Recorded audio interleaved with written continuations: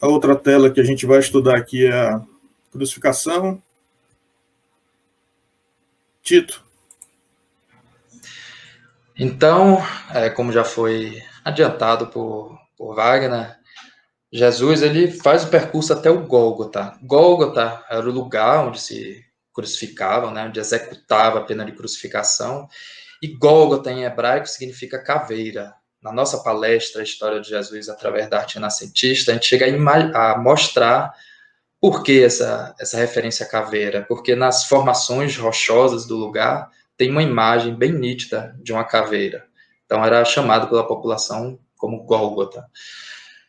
Então está lá para ser crucificado junto com Jesus dois chamados ladrões, mas que na língua original dos evangelhos foi utilizada a palavra lestai, que se parece mais com bandidos, infratores da lei, do que ladrões. Até porque um ladrão comum ele não ia, em regra, para a cruz, né? Era só crimes mais graves ou que desafiavam a autoridade romana. Então, rigorosamente, seriam infratores da lei. E cumpriu-se aí uma primeira profecia da crucificação, né? Dizendo que entre ladrões, entre bandidos, foi contado. Estava de um lado o chamado bom ladrão, que era Dimas, e do outro lado o chamado mau ladrão, que era Gestas. E Gestas ficava, o mau ladrão, escarnecendo de Jesus, zombando, desafiando ele, dizendo: se tu és o Filho de Deus, salva-te a ti e a nós também, desce dessa cruz. E Dimas repreendia Gestas, dizendo: nem estando sob essa mesma condenação, embora ele seja inocente, nós estamos aqui pelos nossos praticados, nem assim reconheces a Deus. Dimas já estava enxergando a divindade de Jesus. Então, se dirigindo a Jesus, ele diz: lembra-te de mim quando chegares no teu reino. E Jesus, então, entregando a salvação a Dimas, diz: ainda hoje estarás comigo no paraíso. Ali presente, assistindo à crucificação, está também as três Marias, né? Maria, mãe de Jesus, Maria Madalena e Maria, mãe de Clopas, ou Cleopas. E próximo a elas, os evangelhos dizem que é o discípulo amado, que segundo os estudiosos é João Evangelista. E Jesus, mesmo ali na cruz, né, esticado numa cruz, ele ainda tem um sinal de amor pela sua mãe, e olha então para Maria, olha para João e diz: eis o teu filho. E olha para João então e diz: eis a tua mãe. E a partir daquele momento, então, João recebe Maria para cuidar dela, né? Toma Maria por seus cuidados, e talvez por isso é o único que não tem uma morte, dos apóstolos, que é o único que não tem uma morte precoce e violenta. Talvez porque ficou até o fim dos seus dias cuidando de Maria, mãe de Jesus. Em determinado momento da crucificação, Jesus diz que tem sede, então um dos soldados molha num isopo, uma espécie de esponja, uma beberagem chamada de posca, que era uma mistura de vinagre com fel, que na verdade ela adormecia a pessoa, inebriava, né? Então era até um ato de piedade dos soldados oferecerem aquela beberagem para os condenados. Então leva até a boca de Jesus, Jesus bebe, reclina a cabeça e diz: está consumado, e entrega o Espírito. Naquele momento que Jesus entrega o Espírito, se abate uma escuridão sobre todos os arredores, que vai da hora sexta à hora nona, e entre outros fenômenos naturais, acontece o que se chama do véu rasgado, que o véu do Templo de Jerusalém rasga de cima a baixo. Esse véu do Templo de Jerusalém, segundo Joséfo, que é um historiador não cristão, então seus testemunhos, seus escritos têm uma grande credibilidade, porque não estão carregados de uma fé, né? Segundo Joséfo, esse véu do Templo de Jerusalém tinha 12 centímetros de espessura. Mais uma vez, o número 3 na vida de Jesus. E nem 2 cavalos, puxando cada um de cada lado, era capaz de rasgar esse véu. E no momento que Jesus entregou o Espírito, o véu rasgou de cima a baixo. O que significa esse rasgar do véu? É porque esse véu separava um espaço chamado Santo dos Santos, que os judeus consideravam a morada de Deus na terra, do espaço do santuário onde as pessoas transitavam. No Santo dos Santos, só o sumo sacerdote, uma vez por ano, no dia da expiação, é que podia adentrar e pedir a Deus perdão pelo pecado do seu povo e melhores dias, pedir a intervenção divina em favor do seu povo. Então, com o rasgado véu do templo, é como se acabasse a separação essa separação do espaço de Deus e o espaço dos homens, e a partir dali há uma conexão direta, que não precisa nem mesmo da intermediação do sumo sacerdote. Houve ali um estabelecimento de uma ponte direta entre Deus e os homens. Durante a crucificação também outra profecia é cumprida, porque os soldados que executavam a crucificação, né, após o condenado morrer, eles dividiam os despojos, né, do morto. Então Jesus, como não acumulou nenhum bem, ele só tinha as vestes e sua túnica. Então os soldados, 4 soldados, repartiram as vestes, dividiram em 4 e repartiram, mas a túnica ela era sem costura, então não podia ser dividida sem comprometer sua qualidade, seu valor. Então os soldados decidiram lançar a sorte nos dados para ver quem ficava com a túnica. Então cumpriu outra profecia que dizia: repartiram entre si as minhas vestes e sobre a minha túnica lançaram sortes. E por fim, uma outra profecia cumprida é a de que nenhum dos ossos de Jesus foi quebrado. Não foi utilizado contra ele o chamado crurifrágium, porque pediram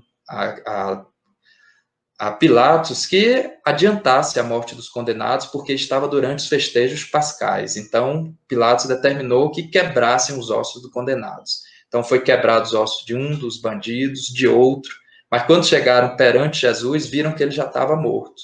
Mas um soldado, para se certificar, um chamado de nome Longino, para se certificar que Jesus estava morto, enfiou-lhe uma lança nos flancos, e desse ferimento saiu sangue e água. Que é outra pergunta que a gente pode se fazer, né? Por que jorrou sangue e água?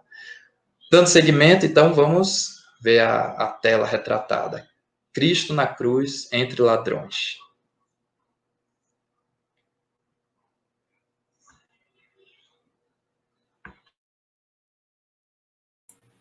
Então, a tela que retrata esse momento é uma tela pintada por Rubens, e aí já é o que alguns autores chamam de Renascimento, já é no fim do Renascimento, já é numa migração para o próximo momento da arte.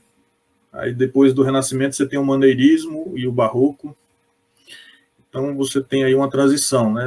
As datas não são muito claras, mas não há um consenso pelos historiadores. Mas o que a gente percebe é que ainda tem alguns elementos do próprio Renascimento, né, dos princípios que orientam o Renascimento.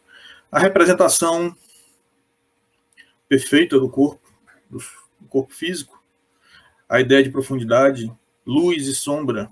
Observem, a cena é um drama, né? Jesus está crucificado, né? Jesus já entregou o corpo, e aí a gente tem aí na tela alguns sentimentos, os personagens eles refletem sentimentos distintos. Deixa eu ver aqui um detalhe. Outro detalhe também, a questão geométrica. Jesus é o único, assim, nesse contexto histórico aqui, que realmente, na percepção dos religiosos da época, que tinha consciência da missão. Então, na imagem, Jesus é retratado de forma, é o prumo da pintura, é a figura central, ele está vertical. As outras figuras, elas estão inclinadas, né? Elas estão em desequilíbrio diante do acontecimento. É para dar um destaque, dar uma diferença que Jesus apesar de ser o motivo maior da cena, mas ele tem a relação dele com o acontecimento é diferente, ele está ciente, consciente que teria que passar por isso, então ele não está desequilibrado. Aí a gente vê aqui os elementos da pintura, a gente vê os dois ladrões, o bom ladrão à esquerda de quem está olhando para a tela e o mau ladrão à direita. E aí um detalhe que o pintor coloca é que o bom ladrão, ele usa uma veste branca, né? Então ele simbolicamente é aquele personagem que Jesus salvou. Ele olha para Jesus e fala com Jesus, né? Se direciona a Jesus, como o Tito narrou, e aí o artista representa dessa forma. Então ele está, se a gente for ver do ponto de vista de alinhamento dos personagens, ele está um pouco abaixo. O outro ladrão, o que está à esquerda de Jesus e à nossa direita, ele usa uma veste preta, né? E a posição dele é contrária, né? Representa assim uma espécie de arrogância diante de Jesus. Então o artista, ele é uma forma que ele colocou, né, para representar a condição de cada um deles. Um arrependido e o outro arrogante diante das circunstâncias em que eles estavam. Então eles interagem com Jesus, os ladrões. Os soldados, o sentimento aqui é de indiferença diante do que está acontecendo. Eles não têm noção quem é Jesus e eles não estão sofrendo, eles estão ali cumprindo a missão. Então a percepção que eles passam é de indiferença, né? E aqui a gente tem os elementos da narrativa. Você tem aqui um soldado com a lança no peito dele, jorrando sangue. O artista representa o jorro do sangue aqui na roupa, nas vestes de Jesus. E aí você tem um outro soldado aqui com um martelo quebrando as pernas aqui do mau ladrão, né? Digamos assim, do mau ladrão com um martelo, para antecipar a morte dele. E aí aqui embaixo a gente tem aqui as três Marias.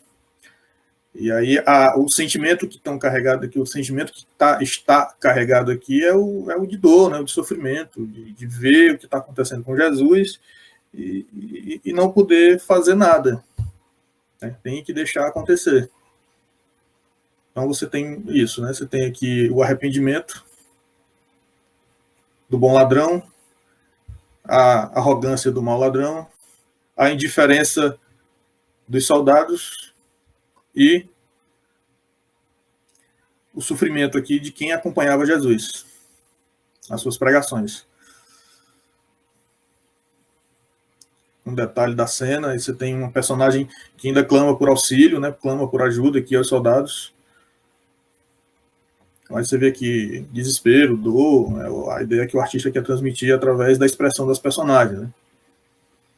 E aí a pergunta, quem somos nós aqui diante da cena, né? Uma pergunta de: somos o ladrão que se arrependeu e reconhece que dos pecados e que Jesus não merecia, a gente é arrogante diante da missão do Jesus, a gente é indiferente, a gente sofre, né? Então isso é algo que leva a pensar quando a gente percebe essas diferentes reações aqui na pintura do Rubens. É uma cena muito dramática, muito, muito carregada a cena.